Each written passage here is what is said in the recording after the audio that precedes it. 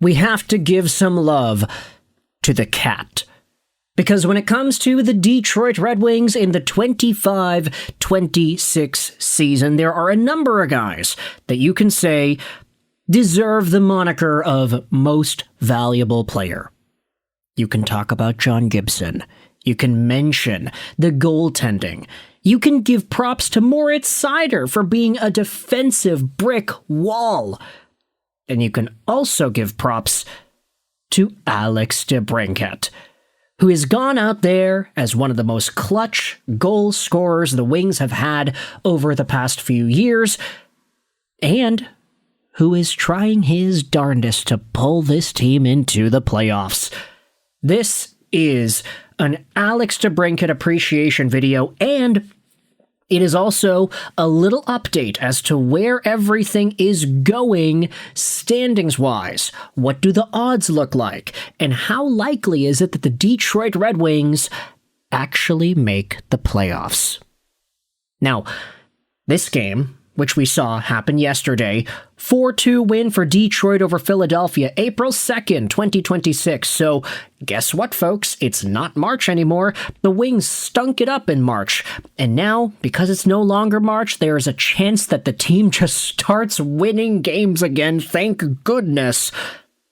But the Wings beat the Flyers 4-2. Patty Kane scored 3 points on the night. And Alex DeBrincat got 2 goals.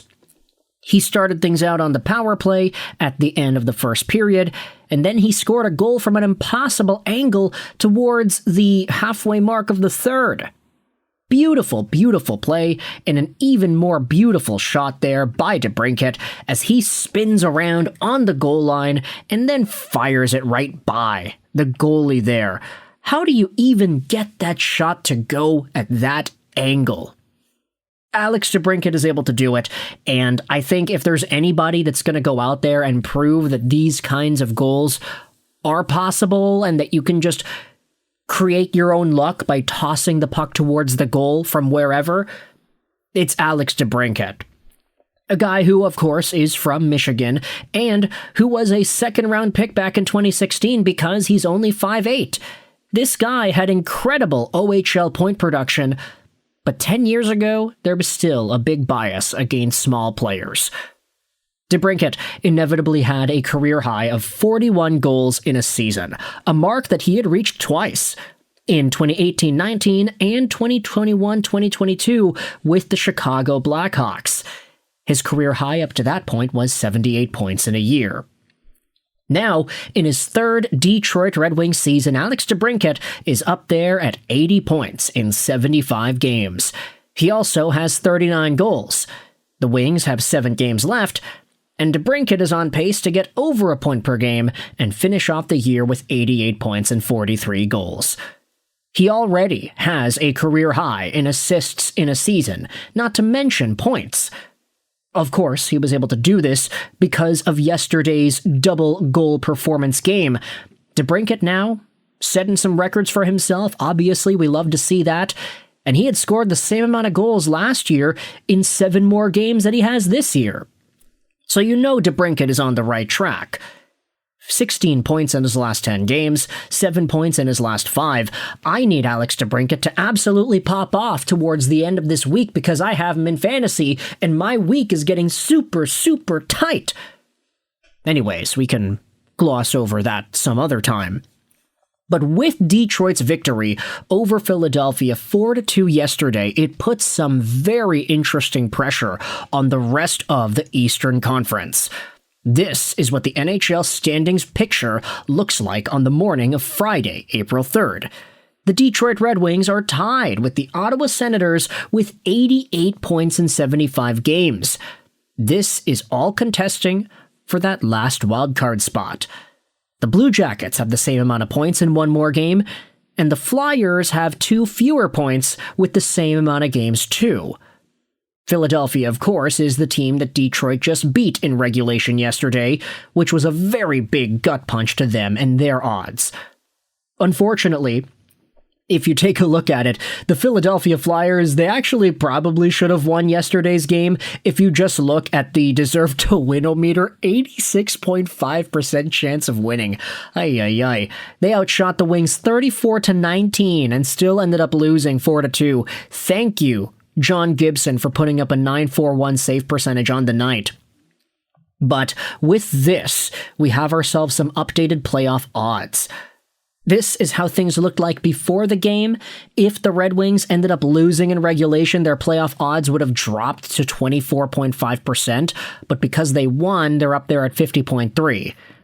Meanwhile, for the Flyers, because they were already a little bit further down to begin with, the fact that they lost this game in regulation brought their playoff odds down to 5.1%. That's just isolated from the way the game worked out. If you take a look at the current up-to-date playoff odds, yeah, there are a few 100% teams. There is a 99.99% team there. And then the last wildcard spot is all over the place. Ottawa has a 53.5% chance, Detroit 38.5%, Columbus 33.6%, and Philadelphia has a 14.3% chance. It is not looking guaranteed for anybody. And for the Detroit Red Wings, especially when you take a look at them and their schedule, this is where we have to just kind of try to infer where everything goes over the next few days. The Red Wings have the Rangers in New York, which is going to be an amazing matchup because the Rangers suck on home ice. You have wildcard opponents with the Blue Jackets and Philadelphia taking place next week. Then you have the New Jersey Devils, the red-hot Tampa Bay Lightning, and the Minnesota Wild all rounding out this early part of April before we see the Florida Panthers take on Detroit on the last game of the regular season on Wednesday, April 15th. This will be a slobber knocker to end off the year, and these two games against CBJ and Philadelphia, they are going to be the kickers that really pull everything together. So, for my sake, I'm hoping that Alex DeBrincat is able to continue his goal-scoring ways. Lucas Raymond is finally starting to get points again. Like, my goodness, the guy's at 72 points in 73 games, which is fine, reasonably okay for a guy that is, point per game territory. The fact that he's on pace for 79 points, he had 80 points last year, that's great. But Lucas Raymond is a guy who, despite the point production, did have a pretty down post-Olympic run. And I think there are a lot of Red Wings fans who would look at Lucas Raymond and say that, yeah, this is one of the guys that has unfortunately disappointed post-Olympics. You can say what you want about whether or not guys are hurt. Ben Sherratt, is he hurt? Is he not? But Lucas Raymond is one of those players where the tenacity, the intensity just doesn't seem to be there in the same way like it was pre-Olympics.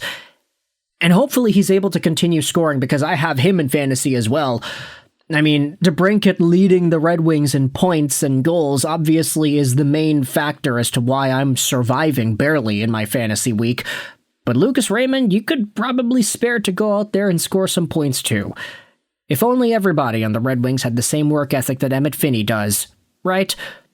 With that said, let me know your thoughts in the comment section below. How do you feel about Lucas Raymond? How do you feel about Alex DeBrincat, the goals, the points, the win over Philadelphia, and what this means for the Red Wings and their playoff odds? Let me know in the comments all your opinions. I hope you enjoyed this video. Sign on, and bye.